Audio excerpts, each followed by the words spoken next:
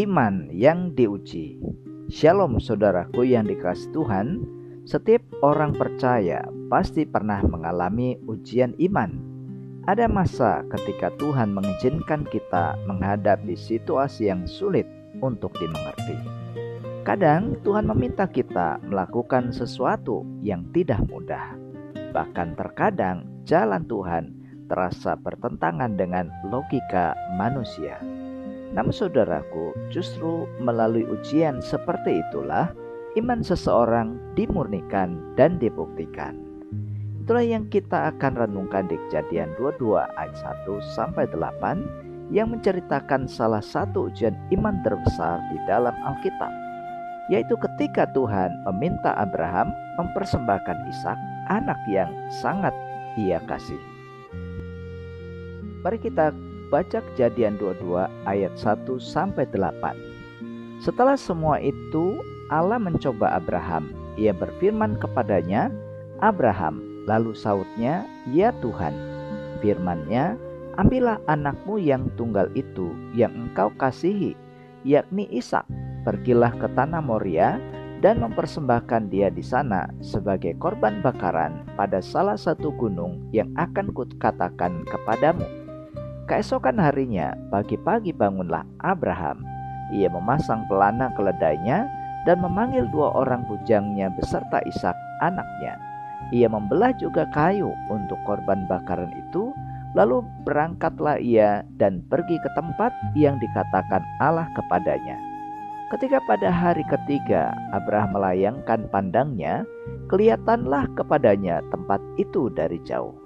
Kata Abraham kepada kedua bujangnya itu, "Tinggallah kamu di sini dengan keledai ini.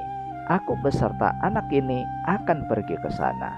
Kami akan sembahyang, sesudah itu kami kembali kepadamu." Lalu Abraham mengambil kayu untuk korban bakaran itu dan memikulkannya ke atas bau Ishak anaknya, sedang di tangannya dibawanya api dan pisau. Demikianlah keduanya berjalan bersama-sama.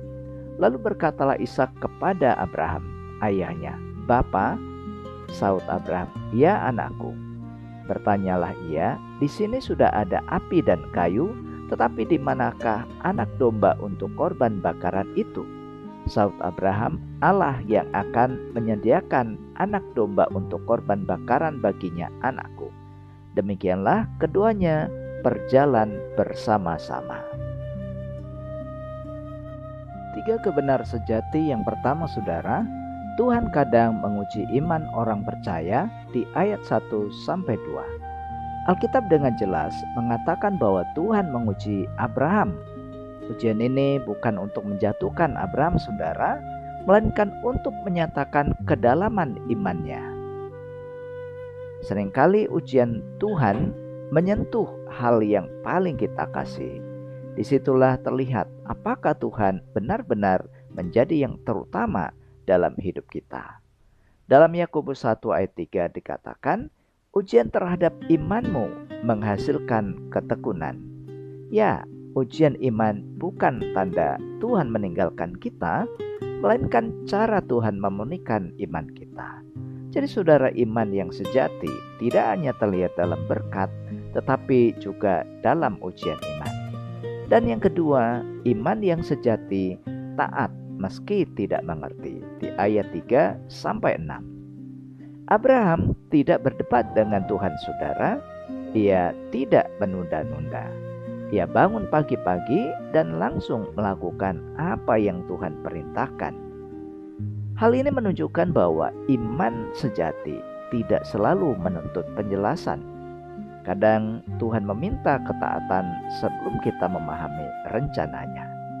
Itulah yang dikatakan Ibrani 11 ayat 8. Karena iman, Abraham taat ketika ia dipanggil untuk berangkat. Iman yang sejati percaya bahwa rencana Tuhan selalu lebih baik.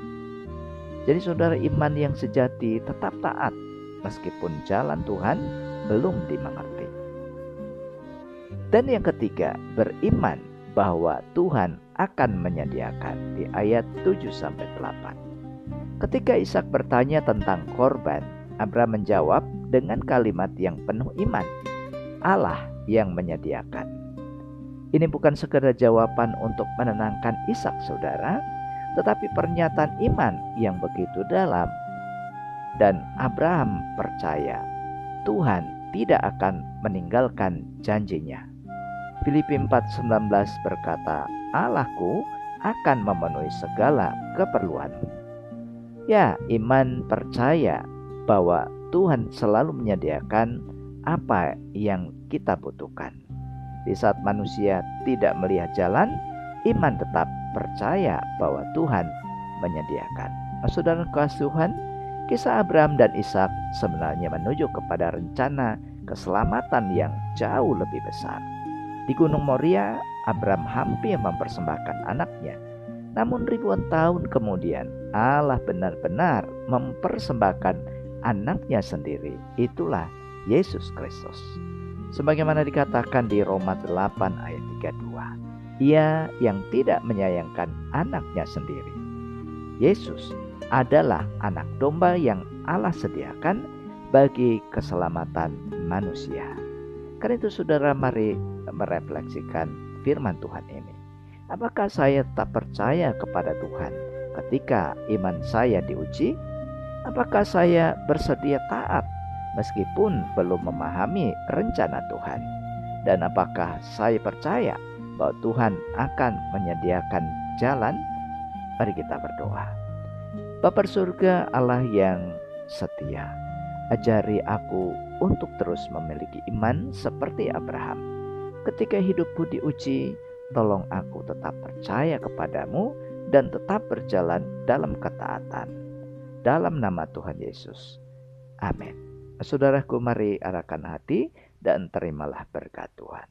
Tuhan memberkati saudara, menguatkan iman saudara di tengah ujian, dan menolong saudara melihat penyertaan Tuhan setiap hari, mulai dari saat ini sampai selama-lamanya. Amin. Jika membutuhkan doa, pendampingan rohani dan konseling, saudara bisa menghubungi nomor yang tertera pada deskripsi video ini. Demikian firman Tuhan hari ini. Terima kasih.